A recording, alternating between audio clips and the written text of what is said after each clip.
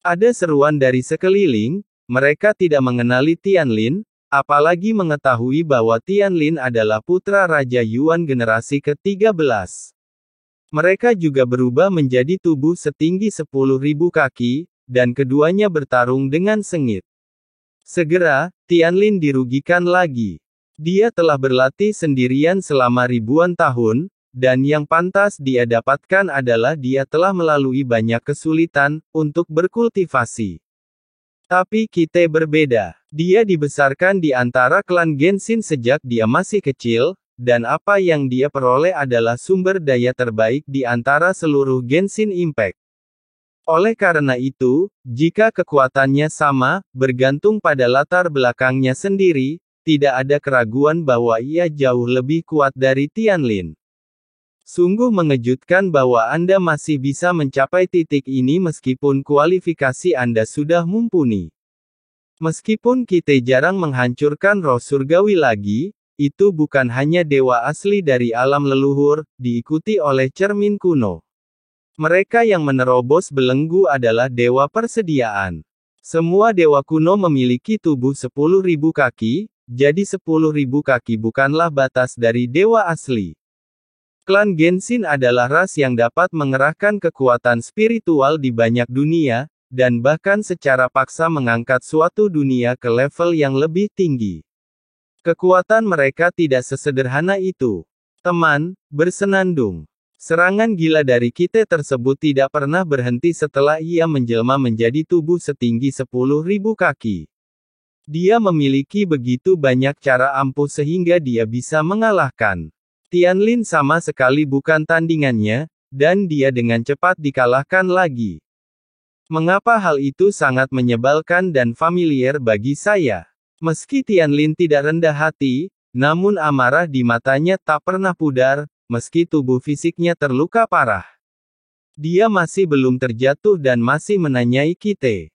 Anda tidak memenuhi syarat untuk mengetahui hal ini, tetapi saya dapat memberitahu Anda bahwa ayah Anda meninggal karena Anda, hal yang sia-sia. Jawab Kite dingin. Tianling sedikit terkejut saat mendengar kata-kata itu. Apa yang terjadi? Dia adalah putra Raja Yuan generasi ke-13, jadi bagaimana mungkin ayahnya, yang merupakan Raja Yuan, bisa jatuh?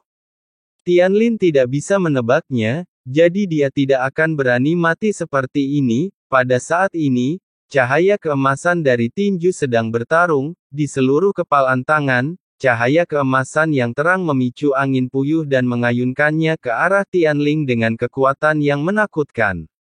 Ini bukan lagi pukulan pertama yang diterima Tianlin.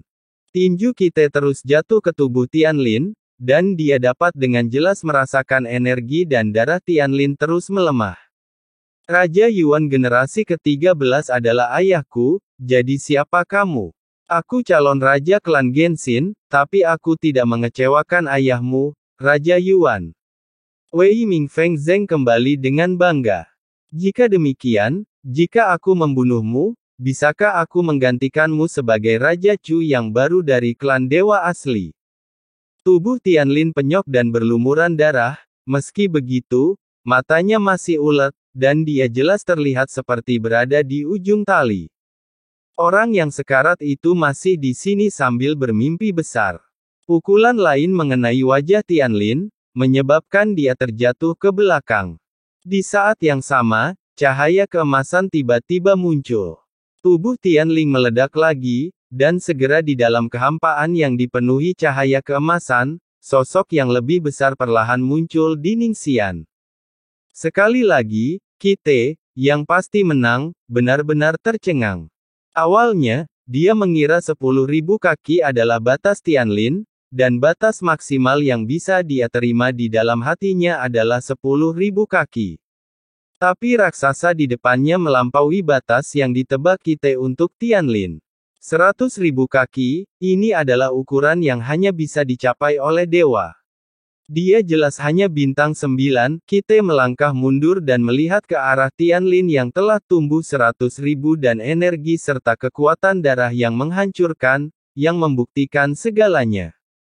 Tubuh dewa menutup langit, menutupi langit dan terbang turun, mencari tahu penyebab ayahnya meninggal.